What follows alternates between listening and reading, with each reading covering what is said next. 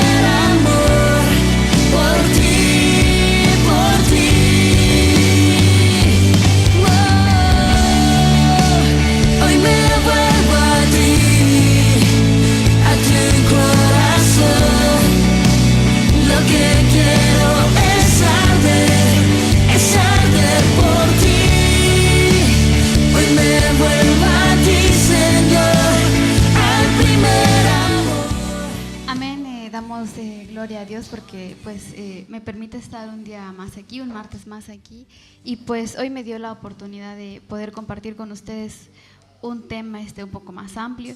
Y pues el tema se trata, o bueno, quisiera hablarles un poco sobre cómo Dios alcanzó mi vida, cómo Él cambió mi corazón, y también hablarles de por medio de qué palabra hizo esto. Entonces yo le puse al tema su obra en mí, y lo basé en el texto de Apocalipsis 3, 15 y 16, que dice: yo conozco tus obras, que ni eres frío ni caliente. Ojalá fueses frío o caliente, pero por cuanto eres tibio y no frío ni caliente, te vomitaré de mi boca. Es posible que cuando leemos o escuchamos estos versículos los recibimos de mala gana, pensando cuán malo e insensible es Dios por hablarnos de esa manera, con esas palabras, por compararnos con algo tan desagradable como el vómito de una persona. Pero aunque suene feo y áspero, es una realidad. Y no lo dice porque nos desprecie o porque no sea un Dios de amor, sino todo lo contrario. Estas palabras salen de la boca de un Dios tierno y lleno de amor por sus hijos y por su iglesia, pero también salen de la boca de un Dios santo que abomina el pecado. La iglesia a la que es dirigida estas palabras es la Odisea, pero también era una ciudad, y esta ciudad tenía ciertas características. No son las únicas, pero son las que más destacan en ella, o destacaron. Una de ellas es que era una de las ciudades más opulentas o más ricas, que tenía más bienes materiales en ese entonces.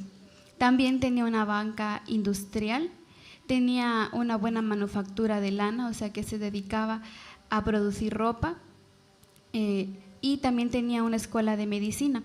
Esta escuela de medicina se caracterizaba porque producían un medicamento para los ojos, y pues en ese tiempo no era común ver medicamentos que funcionaran. Entonces esta escuela se hizo famosa por esa razón. En el versículo 15 que leímos hace referencia a la temperatura del agua, según algunos estudios que se han hecho, y hace esta comparación porque esta ciudad en ese entonces, en el momento en que la iglesia de la Odisea se encontraba y en el momento en que Cristo les habla a ellos, estaban en una situación en la que a Dios no le agradaba. Entonces esa ciudad se encontraba con problemas, tenía problemas con el sistema de agua. Entonces tenían que salir de la ciudad, de alguna forma ir a traer el agua y llevarla hasta donde ellos se encontraban. Entonces, cuando esta ciudad tiene la oportunidad de construir acueductos, lo hacen a modo de que puedan llevar el agua desde los manantiales en los que ésta se encontraba hasta la ciudad. Esta agua se encontraba, al menos en los manantiales, se encontraba caliente. Entonces, al momento en el que estas personas hacen los acueductos y envían el agua a las ciudades, esta agua llega tibia. Entonces, es obvio que en el transcurso del camino, pues el agua se iba enfriando, pero no llegaba fría, llegaba tibia. Entonces, Dios hace esta comparación de la situación del agua en esa ciudad con la situación espiritual que las personas de la Odisea o de la iglesia de la Odisea estaban viviendo. Pero tenemos que preguntarnos qué era lo que estas personas estaban haciendo para encontrarse en esta situación. Hay varias características que las personas tibias o las personas que son inconstantes siempre van a reflejar. Una de ellas es que los creyentes en ese entonces, y pues ahora también lo podemos ver, es que no adoptaban una posición firme, no tomaban decisiones firmes, o al menos no se mantenían en la decisión de seguir a Cristo, ya sea tanto secularmente o espiritualmente. También se mantenían indiferentes, y esta indiferencia hacía que estas personas se volvieran ociosas. También no ponían en acción su fe, y esto era consecuencia de que no adoptaban una posición firme. Y al hablar de que no ponían en acción su fe, podemos ver que Santiago en el capítulo 2, verso 14 dice: hermanos míos, ¿de qué aprovechará si alguno dice que tiene fe y no tiene obras?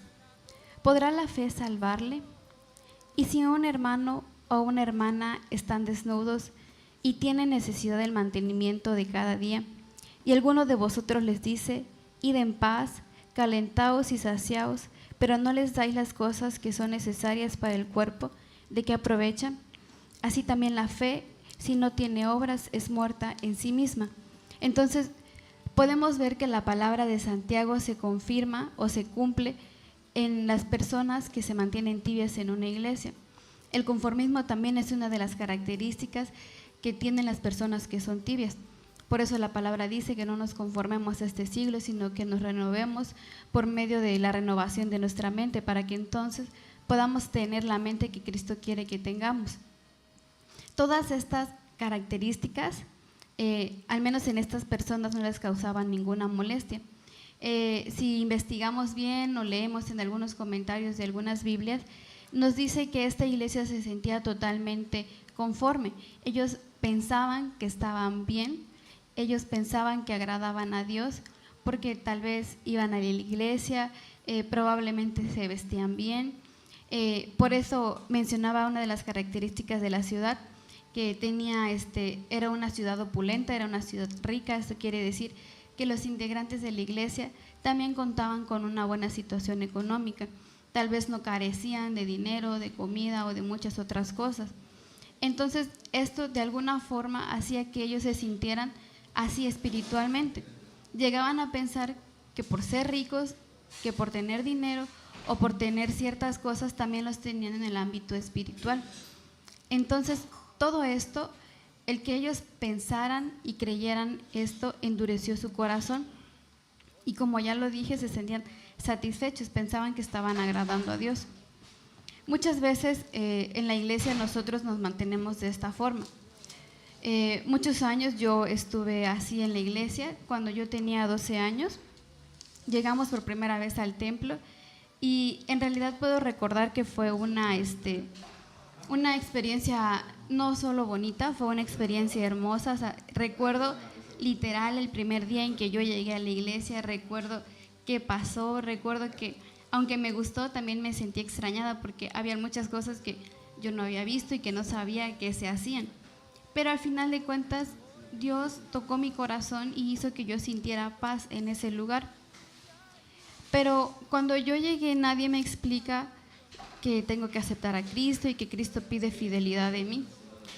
Y mi edad no era un impedimento ni era una justificación.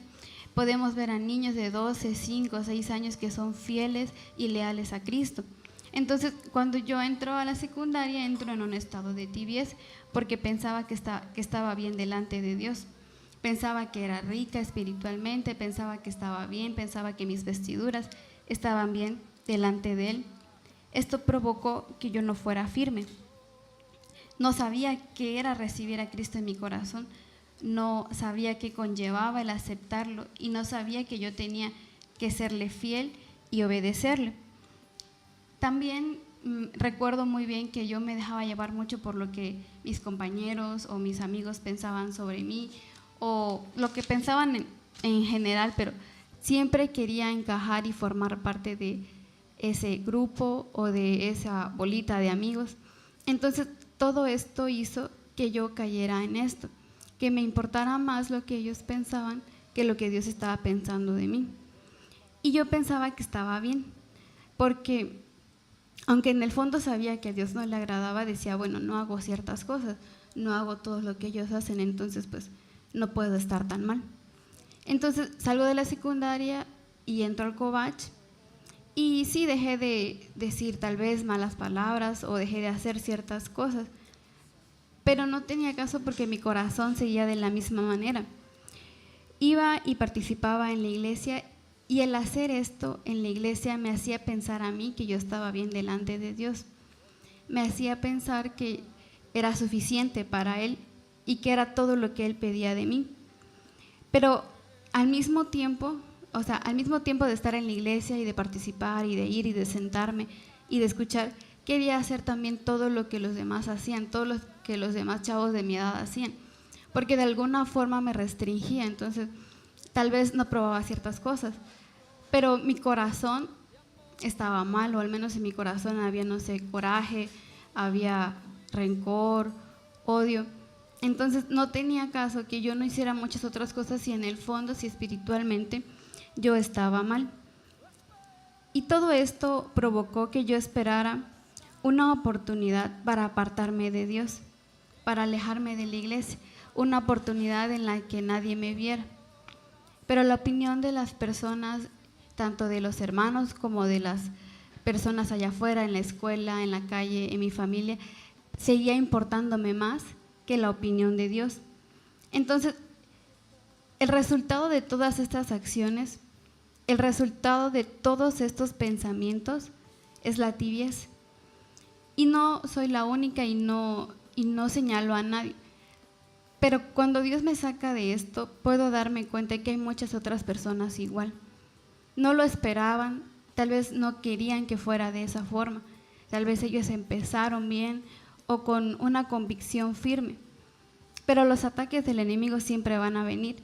Entonces, pensamientos como estos, darle más importancia a lo que la gente piensa de nosotros que lo que Dios va a pensar de nosotros, provoca tibieza, provoca que nosotros nos conformemos y pensemos que estamos bien y que no es necesario que demos aún más, cuando Dios siempre está pidiendo más de nosotros.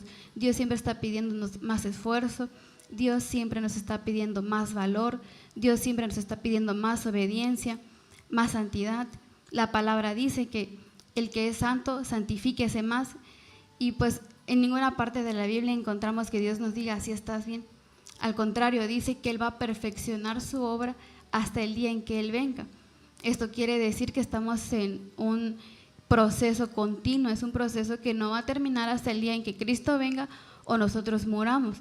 Entonces, el conformarnos provoca que pensemos que es suficiente y que ya llegamos a lo máximo que podemos dar y nos lleva a la tibieza. Y la razón o el porqué de todo esto o de mi forma de pensar y de mi estado espiritual era que yo no conocía a Cristo.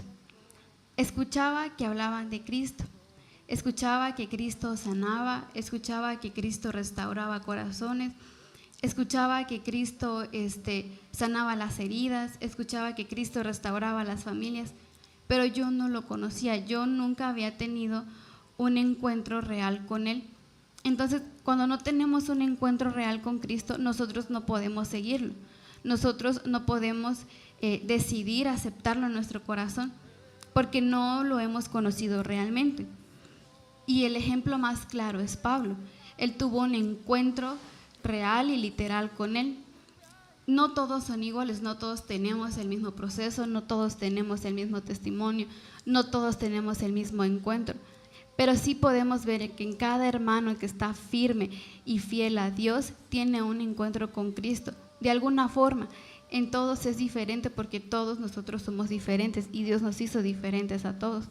Pero al final de cuentas, Él se encarga de tener un encuentro con nosotros cuando nosotros lo buscamos de corazón. Entonces, tampoco sabía que el aceptar a Cristo era una cuestión de decisión y no de sentimientos. Yo pensaba que un día Dios iba a bajar y iba a tocar mi cabeza y ya iba a ser santa y iba a seguir a Cristo con todo mi corazón y lo iba a amar. Yo pensé que ese proceso era del día a la mañana. El encuentro con Cristo es real y el encuentro con Cristo es en un instante y eso cambia nuestro ser y nuestro espíritu en una forma que no podemos explicar del día a la mañana. Pero el aceptarlo es una decisión y no podemos basar esa decisión en cuestión de sentimientos. Al menos en mi caso yo no podía basar esta decisión en cuestión de sentimientos porque mi carne quería ir al mundo y mi carne quería probar muchas otras cosas. Entonces yo tenía que aprender que tenía que decidirlo. Y Dios permitió todo eso en mi vida, Dios permitió todo ese proceso y toda esa inestabilidad, tanto emocional y espiritual, para que yo aprendiera y entendiera que era mi decisión aceptar a Cristo y decirle no al mundo, para que yo entendiera que era mi decisión aceptar a Cristo y dejar y decirle no a todo lo que me estaban ofreciendo, porque me iban a seguir ofreciendo cosas, iba a seguir viendo cosas, iba a seguir siendo tentada. Las tentaciones no se iban a ir nunca, ni se van a ir nunca, pero es mi decisión cada día seguir a Cristo. Entonces, cuando somos tibios, no entendemos qué es nuestra decisión, y es uno de los mayores obstáculos en personas como esas. Posteriormente, yo salgo del Covach y no estudio un año. Entonces, yo había dicho que cuando yo saliera del Covach me iba a perder, iba a probar de todo y tal vez así iba a regresar arrepentida. Yo pensaba que solo así iba a aceptar a Cristo de corazón, pero era por lo mismo, yo no sabía que era una decisión. Y le doy gracias a Dios porque de alguna forma que yo no entiendo, Él hizo que yo lo entendiera, que yo captara eso y que yo recibiera el mensaje que Él me estaba dando. Entonces, en las primeras vacaciones que tuve, de alguna forma también pasé muchas cosas en ese último semestre del Covach. No sé, lloraba mucho. Fue un semestre triste, pero yo pienso y sé que Dios lo permitió, porque solo por esa situación que yo pasé en ese último semestre es que yo le dije a Dios que iba a intentarlo una vez más, que iba a intentar acercarme a Él una vez más, porque ya lo había intentado anteriormente y no había podido. Entonces dije, voy a volver a intentar, y de alguna forma esa intención fue sincera. Entonces empecé a orar, empecé a ayunar y empecé a decirle a Dios que me cambiara, que quería ser diferente, y empezó a haber un cambio y Dios empezó a hablarme. Pero todo esto lo intenté con mis fuerzas, y cuando nosotros hacemos esto con nuestras fuerzas, fracasamos. Entonces, después de un tiempo cometí errores, me frustré y fracasé, pero porque lo hice con mis fuerzas. Entonces, al siguiente año, igual vuelvo a pasar cierto proceso en el que Dios viene hablándome y me pregunta y me dice que Él pone delante de mí el camino de la vida o de la muerte y que yo escoja. Esa es la razón por la que yo entendí que era mi decisión. Ahí entendí que Dios me estaba diciendo que era una cuestión de decisión y no de sentimientos, que mis emociones no tenían nada que ver en seguir a Cristo o no. Yo tenía que decidirlo, tenía que estar consciente de que en el mundo siempre van a haber cosas que me van a llamar la atención. Entonces, cuando Él me dice esto, cuando Él me da estos versículos que están en Deuteronomio, yo igual con otro proceso decido aceptar a Cristo en mi corazón y quería conocerlo realmente. Este era un deseo que yo tenía desde hace muchos años, pero en ese momento era aún más ferviente, era aún más fuerte, y eso provocó que después de aceptar a Cristo, yo lo buscara ya no con mis fuerzas, sino con las fuerzas que Él puso en mí. La palabra dice que cuando aceptamos a Cristo, somos nuevas personas y que el Espíritu Santo entra a morar en nosotros. Entonces, el Espíritu Santo hace esa obra. El Espíritu Santo es el que pone en nosotros el querer y el hacer. Y entonces, en ese momento, ahora sí, empiezo a orar, pero porque Él me ayudaba, y empiezo a leer su palabra, pero porque Él me ayudaba, y empiezo a buscarlo, pero porque Él me ayudaba. Ya no era con mis fuerzas, ni con mis decisiones, ni con mi mente, era porque Él estaba ayudándome. Quería saber quién era Él realmente, quería conocerlo. Y lo que yo más me preguntaba es si a Él aún me amaba, después de todo lo que había pasado y de todo lo que había en mi mente y de todo lo que había en mi corazón. Yo quería saber si había una oportunidad de que Él me amara aún, a pesar de ser tan inconstante tantos años. Y lo más hermoso de todo esto es que ese primer año Dios se encargó de decirme todo el tiempo que Él me amaba, que yo era su hija y que Él cuidaba de mí. Entonces pude ver que realmente tuve un encuentro con Cristo, y ya no fue por mis sentimientos ni por mis emociones, sino porque yo decidí hacerlo.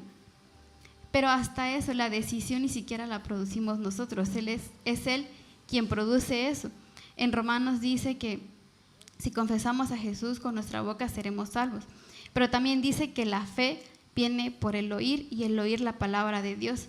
La fe de la que habla ese versículo no es la fe que tenemos para declarar cosas, o puede que se pueda aplicar en esas situaciones, pero la fe de la que está hablando ahí es la fe para creer en Jesús. Cuando nosotros le hablamos a una persona, le hablamos de la palabra de Dios, le hablamos y le decimos que Cristo le ama y que murió por sus pecados. Esa palabra es la que provoca la fe en la persona para que crea en Cristo. Entonces, al final de cuentas, es Dios quien puso esa fe en mí para que yo creyera en Jesús, que había muerto por mí, por mis pecados, a pesar de que había sido inconstante tantos años. Y esa fue la palabra que Dios, aparte de Deuteronomio, me dio Apocalipsis, fueron las palabras que Él usó para traer mi vida, para traerme a sus pies. Y lo más sorprendente es que tardé tantos años sin querer entender. Lo que tuve que hacer, o bueno, al final de cuentas lo que hice fue aceptar la condición en la que estaba. Es una palabra fuerte porque en ese momento a mí me dolió, no me gustó que me la dijera, y yo quería que me dijera, no sé, cosas más bonitas y otro tipo de palabras, porque yo escuchaba que a los hermanos les hablaban bonito y les decían que Dios tenía cosas preparadas para ellas, y Dios solo me daba esta palabra a mí. Entonces ahí entendí que también Dios nos disciplina, y que esta palabra no las da porque nos ama, porque no quiere que nos perdamos, porque sabe que si permanecemos en esta situación no vamos a ser salvos. Entonces Él continúa diciéndome en el versículo 18 de Apocalipsis 3, dice: por tanto, yo te aconsejo que de mí compres oro refinado en fuego. Este oro al que se refiere Apocalipsis 18 es un tesoro espiritual.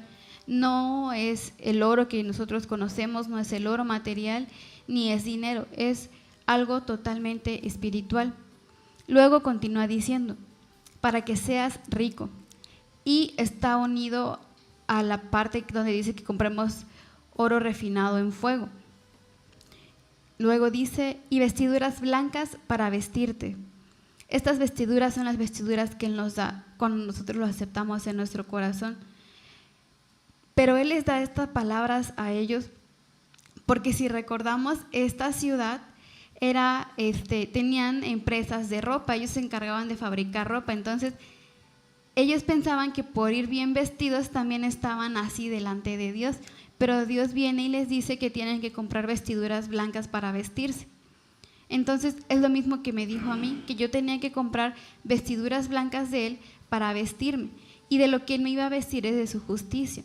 Su justicia es lo que nos hace aceptables delante de Dios, es lo que nos hace ver justos delante de Dios.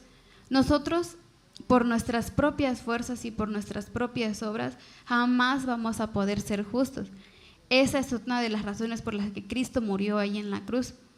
Él, al vivir 33 años en esta tierra y vivir sin pecado, sin ofender, sin caer en tentaciones, logró y fue justo delante de Dios. Entonces, la justicia que Él tuvo, que Él tenía por toda la vida que ya había vivido aquí, nos las pasa a nosotros a la hora de morir. Pero solo la obtenemos por medio de su muerte, de su sacrificio y de aceptarlo en nuestro corazón. Y esa es la justicia y las vestiduras a las que se refiere este versículo. Después dice, y que no se descubra la vergüenza de tu desnudez, y unge tus ojos con colirio para que veas. Si recordamos de nuevo, esta ciudad fabricaba un ungüento para los ojos. Según algunas investigaciones, este ungüento no solo servía para curar una enfermedad, sino la usaban para varias enfermedades, y al parecer era muy efectivo porque pues se hizo muy popular y muy famoso en ese entonces. Y por la misma razón ellos pensaban que estaban bien y que podían distinguir lo bueno de lo malo y que podían ver la verdad, pero Dios les dice que no, que tienen que comprar un ungüento de Él para que puedan ver la verdad, y la verdad es Cristo. La palabra dice, y conoceréis la verdad y la verdad os hará libres. Entonces Dios les estaba invitando a que compraran o a que obtuvieran todas estas cosas, ya no de forma material, sino de forma espiritual, porque todas estas cosas que menciona el versículo 18 las tenían materialmente, pero carecían de ellas en el ámbito espiritual. Entonces, cuando Dios me da estos versículos, me doy cuenta que de verdad pasé muchos años en esta situación y de verdad pensaba que yo estaba bien, que no era necesario que yo me esforzara más, que era buena espiritualmente o rica espiritualmente, que tenía vestiduras blancas delante de Dios y que conocía la verdad, cuando en realidad yo no conocía a Cristo. Entonces, muchos años le pedí a Dios que me ayudara, que me sacara de esto, y al final de cuentas puedo decir y puedo ver que aunque yo no estaba firme en Él, Él escuchó mi oración, porque hoy puedo decir que tuve un encuentro personal con Él. ¿Y cómo salí de esto? ¿Y cómo pueden muchas otras personas salir de este estado? Porque definitivamente a Dios no le agrada. Y la palabra es la que nos da la salida. Primeramente es decisión. Tenemos que decidir seguir a Cristo y dejar el mundo atrás. Tenemos que decidir seguir a Cristo y decirle no a todo lo que el mundo va a ofrecernos. Decirle que no a todas las tentaciones que van a venir, porque van a venir tentaciones y el mundo va a venir a ofrecernos lo mejor que Él tiene, o al menos en lo que nosotros fuimos débiles. Entonces, es nuestra decisión seguir a Cristo y decirle no a todo lo demás. Seguir a Cristo y decirle no a lo que Dios nos diga que le digamos que no. Después, como lo decía nuestra hermana Claudia, tiene que haber un arrepentimiento porque estábamos en pecado. Y cualquier pecado que nosotros cometemos necesita un arrepentimiento. Si no nos arrepentimos, Dios no puede perdonarnos. Tiene que haber un arrepentimiento de corazón para que Dios pueda extendernos su perdón. Y posteriormente es abrir la puerta de nuestro corazón a Cristo. En los siguientes versículos de Apocalipsis eso es lo que nos dice. El 19 dice, yo reprendo y castigo a todos los que amo. Sé pues celoso y arrepiéntete. Aquí Dios nos está diciendo que Él nos ama, pero que también nos castiga. Que Él castigue a una persona cuando está haciendo algo mal no quiere decir que no la ame, sino todo lo contrario. Cuando vemos que un padre corrige a su hijo, sabemos y entendemos que lo está haciendo porque lo ama. Porque si no lo corrige en ese momento, cuando este niño sea grande, va a hacer cosas que a su papá no le va a agradar. Entonces, Dios hace lo mismo con nosotros. Él nos corrige, nos reprende y nos castiga cuando ve que hacemos algo mal, porque nos ama, porque quiere vernos bien y porque quiere que nosotros le agrademos cuando tengamos más años o cuando avancemos en nuestro caminar con Él. Dice que seamos celosos, o sea, que no compartamos lo que Él nos dio con el mundo, que no estemos con un pie en la iglesia y con un pie en el mundo. Él pide total fidelidad de nosotros. Luego dice, y arrepiéntete. Como ya les decía, estar en este estado de tibieza es pecado. Por consiguiente, Él pide arrepentimiento. El versículo 20 dice, he aquí yo estoy a la puerta y llamo.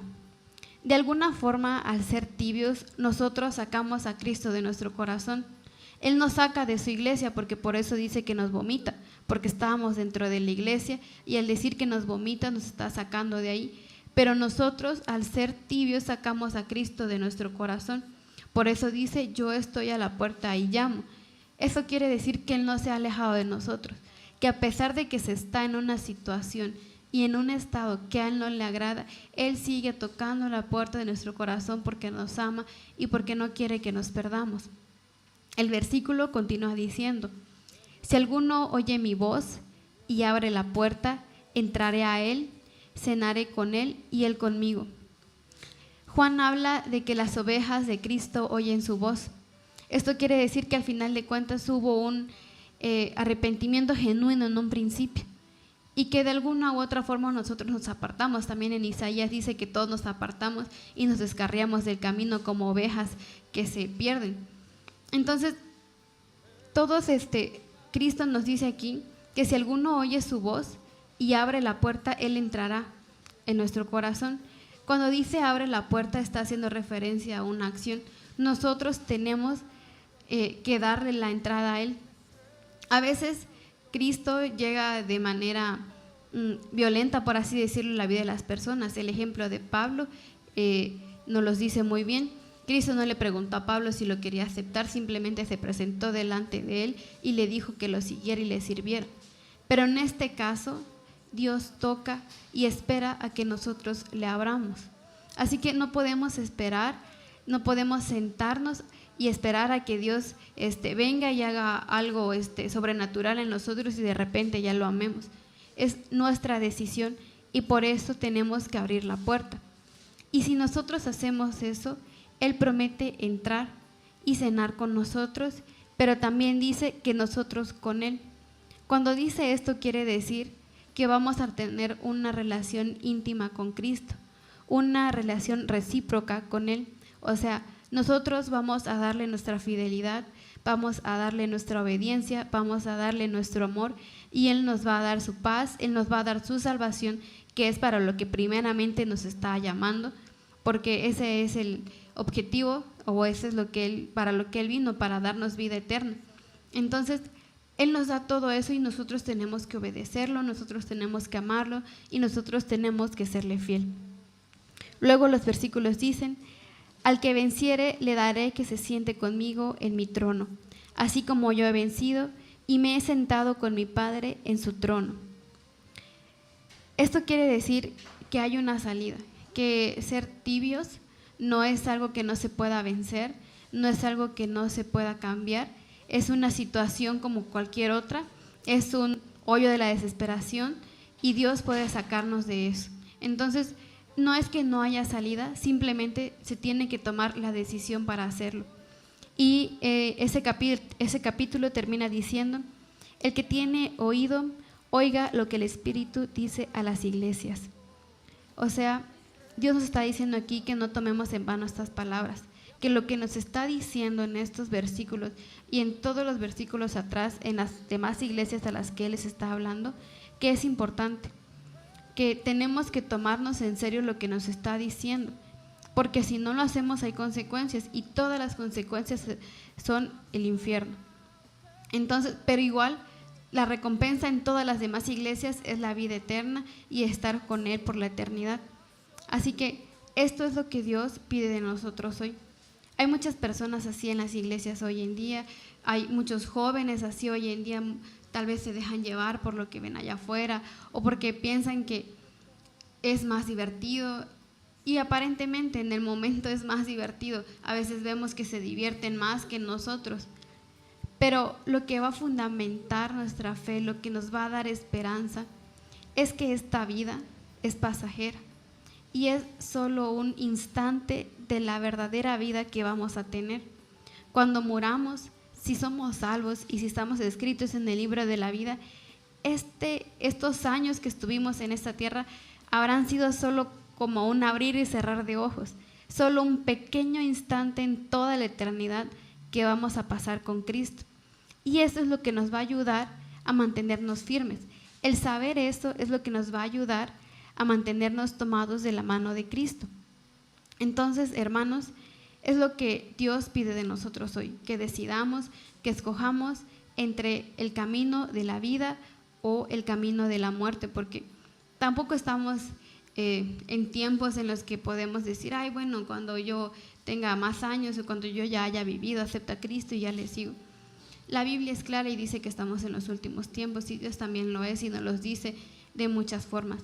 Entonces, yo pienso que no tanto por miedo, sino por saber que a pesar de que en esta tierra vayamos a vivir tal vez con sufrimientos, con pruebas, con luchas, cuando muramos, si somos fieles a Él, vamos a pasar una eternidad con Él, y todo esto habrá valido la pena. Entonces, hermanos, esa es la invitación. Dios habló esto primeramente a mi vida, muchas otras ocasiones Él había puesto en mi corazón compartirlo, pero pues Él sabe en qué momento y también sabe cómo hacerlo, y pues de verdad espero que esto que yo compartí haya sido de bendición, porque sinceramente a veces a mí me cuesta hablarlo, y cuando lo he hablado ha sido con pocas personas.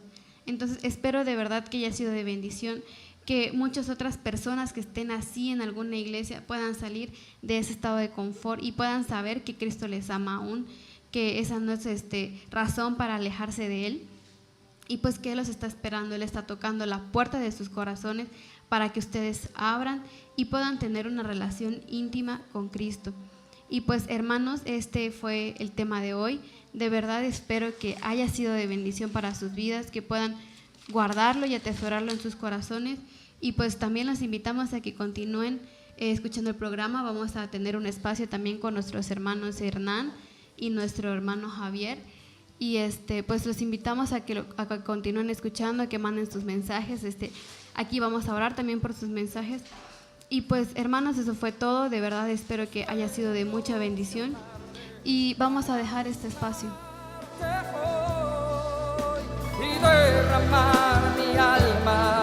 Estás en el programa Jesucristo Restaurando tu Corazón.